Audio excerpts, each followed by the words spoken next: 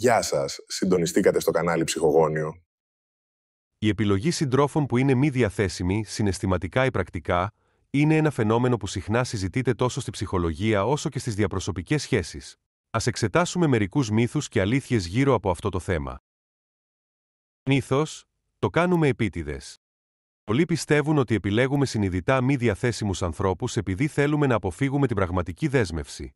Στην πραγματικότητα, συχνά αυτό συμβαίνει ασυνείδητα και σχετίζεται με παλιότερες εμπειρίες ή πρότυπα σχέσεων. Αλήθεια.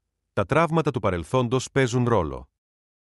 Πολλοί άνθρωποι έλκονται από μη διαθέσιμους συντρόφους λόγω άλυτων ζητημάτων από την παιδική ηλικία, όπως το αίσθημα απόρριψης ή η ανάγκη να κερδίσουν την αγάπη από έναν απρόσιτο γονέα.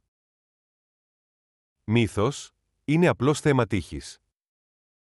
Η επιλογή ενός μη διαθέσιμου συντρόφου δεν είναι θέμα κακής τύχης, αλλά συνήθως αποκαλύπτει κάτι βαθύτερο στις δικές μας ανάγκες, φόβους ή ανασφάλειες.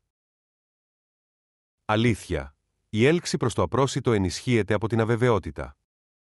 Η αβεβαιότητα αυξάνει την παραγωγή ντοπαμίνη στον εγκέφαλο, κάνοντάς μας να αισθανόμαστε πιο έντονη έλξη για κάποιον που δεν είναι εύκολα προσεγγίσιμος. Μύθος: οι μη διαθέσιμοι άνθρωποι είναι πιο ελκυστικοί. Δεν είναι η μη διαθεσιμότητα αυτή καθ' αυτή που τους κάνει ελκυστικούς, αλλά η αίσθηση πρόκλησης, μυστηρίου ή η τάση να συνδέουμε την αγάπη με τη δυσκολία. Αλήθεια. Η αυτοεκτίμηση επηρεάζει τις επιλογές μας. Όταν κάποιος αισθάνεται ανασφάλεια για την αξία του, μπορεί να αναζητά συντρόφους που ενισχύουν την υποσυνείδητη αντίληψη ότι πρέπει να παλέψω για να αξίζω αγάπη. Και τέλος, ο φόβος της οικειότητας, αν και φαίνεται παράδοξο, ορισμένοι άνθρωποι αποφεύγουν την οικειότητα γιατί τη συνδέουν με πόνο, εξάρτηση ή έλλειψη ελευθερίας. Συμπέρασμα.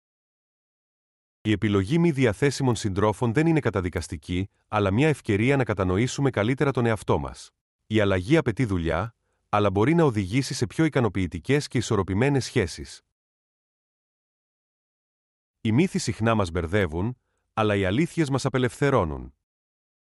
Αν σου άρεσε αυτό το βίντεο, κάνε like και εγγραφή για περισσότερους μύθους και αλήθειες.